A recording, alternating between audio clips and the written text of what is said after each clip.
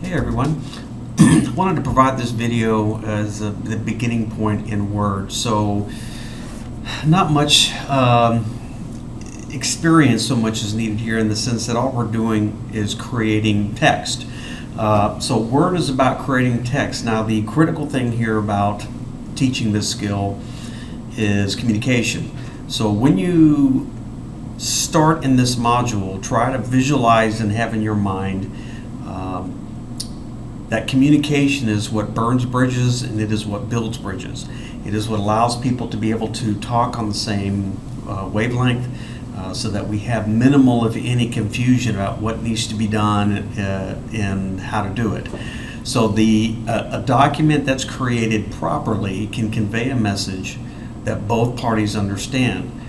A poorly written message can have the effect of either misunderstandings, which could lead to stressful situations. So the majority of the world today deals with a lot of that. It's always generally, in my opinion, miscommunication. So the way you present yourself, either to your employer or to a friend, creating text really can be categorized into many different it can be categorized many different ways. So for example, if you're on your cell phone and you're typing a message to someone, that's really what you call informal messaging. You're not so concerned about the spelling, you're not so concerned about the grammar and everything, but all you're trying to do is get a short message out, for quick action or quick information. But when you're discussing things between people, for example, how do you convey to your employees that you have to sell your company, or letting other people know that you're going to be involved in a merger? How do you convey the right information so that everyone understands what's happening? Now, this is where I think a lot of people fall short, in that it really takes mental energy to focus on how to compose a message and how to get it across cogently or clearly, so that everybody understands. So that's really the purpose here in Word. So what I want to show you is, I'm going to open up one of the documents that a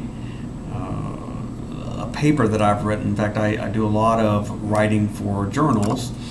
And so what I want to do is pull up an example paper that I've written to show you how detailed this can be. So I had a few papers published here in the last year. And so I'm going to go ahead and pull up my manuscript so that you can see it.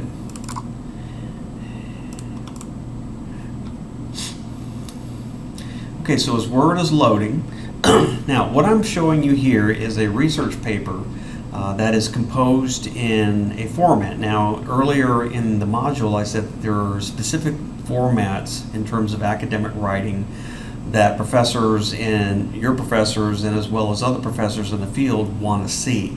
So as I'm a professor, and I'm a behavioral scientist specifically, if I'm going to write a paper that talks about the behavior of students on a new IT device, and I want to be able to show them statistics about how this device either helps students or doesn't help students, so that if I have other people read it, they go, oh, hey, maybe this is an idea that we can try. They've done some studies in it, and, these are the things they found, so we need to watch out for those. So somehow you have to make sure that you convey that. So if you're looking at the screen, I have Word open, and any paper you write as you're looking at this always contains section headers. Students always get a little nervous when they say, okay, I want you to write a 12-page paper, and people go, oh, they start to freak out because of the number of pages, and what are they going to say? Trust me, if you do a little bit of work up front about outlining your paper, then writing or trying to figure out something to write on those 12 pages becomes way simple, or at least it becomes less difficult. How about that? So what you notice here is that this is what you call, if you're looking at the text here, I've got an abstract, and then I've got this section here, which is an abstract. Notice that every sentence has some space in between it. That's called double spacing. So if I were to highlight this paragraph, and I go to my toolbar, my ribbon bar here in Word, there is an icon under the paragraph section. So each one of these items is sectioned off to deal with a particular aspect of a document. So this one says paragraph, which means if I want to left justify all of my text, I use that. If I want to center it, so let me go ahead and click center, then it centers the text. Here's left justified, and here's right justified. So depending upon if you're writing a magazine article or depending upon what media you're publishing, they may want you to put it right justified or left justified or even centered, depending upon, again, the institution. Or you can do what's called fully justified, which means all of the text shows up, is stretched to the margins. Okay, now when I go here on this next tab, this says line and paragraph spacing, which means it tells me how many lines are between each sentence. Now this one is set at 1.5, but generally you will set, for academic writing, you'll set it at 2. And this is so when your professor takes a look at your paper, if they need to make changes or they want to make comments, this white space gives them the ability to do so. So, again, let me revert back to the purpose of this. The purpose of this is to show you when you want to create a document, you have to take in consideration the audience. So for your notes, make sure you write down or remember for yourself, you have to figure out who are you writing this for.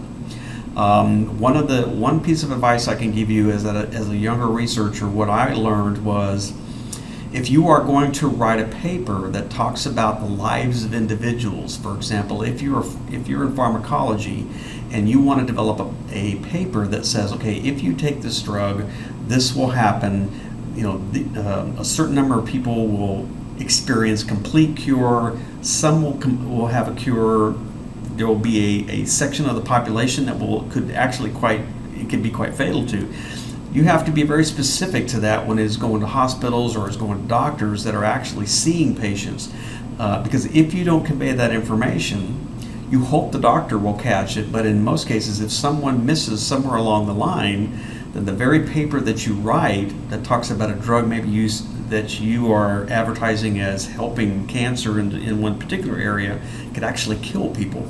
So consider your audience, figure out who you're writing to, okay, and take a look in terms of this particular example. I'm writing to academicians, so I have to make sure that, for example, if a reviewer is going to review my work, I've got to double space it so that they can take a look at, they can make corrections on it.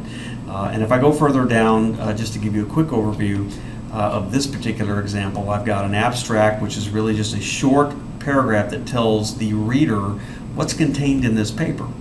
If this paper has 50 pages, this is, in some other terms, you would call this an executive summary, so that if I'm an executive and I don't have a lot of time, I can look at this abstract and I can look at, okay, this has this and this. Hey, you know what? I need to read a little bit later. So it gives them the option to read in more detail. So then they go down the paper and then get what they want.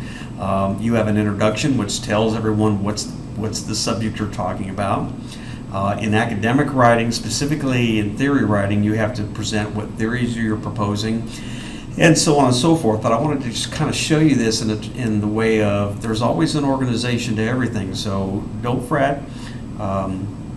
Again, the purpose of this is to show you in Word how to create a document. So this particular section in Word tells you how do you create one, how do you double space, how do you create bulleted lists. So for example, if I open up a new one, which I'll do here, and I want to just have a bulleted list of items, I can say, I'm going to go up here in my paragraph, because a paragraph, in terms of bullet points, that's going to be related to a paragraph you want to write. So I'm going to click the bullets, and I'm going to say 1, press enter, 2, press enter, 3.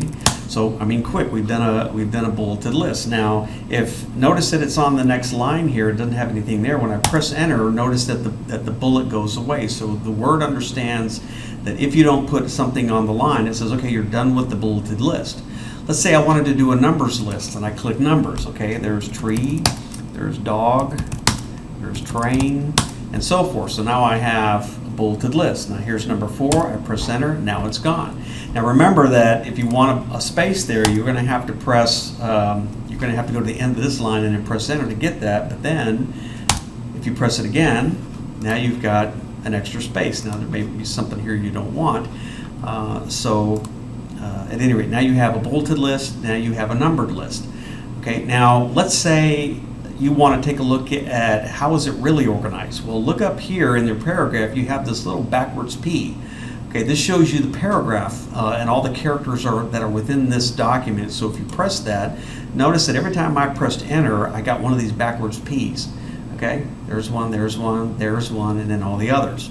So it allows you to clean up junk, in essence, in your paper. If you've got too many of these things, or you don't know why the line or the distance between this one and this one is so long, you may have several of these and you don't know why they're there.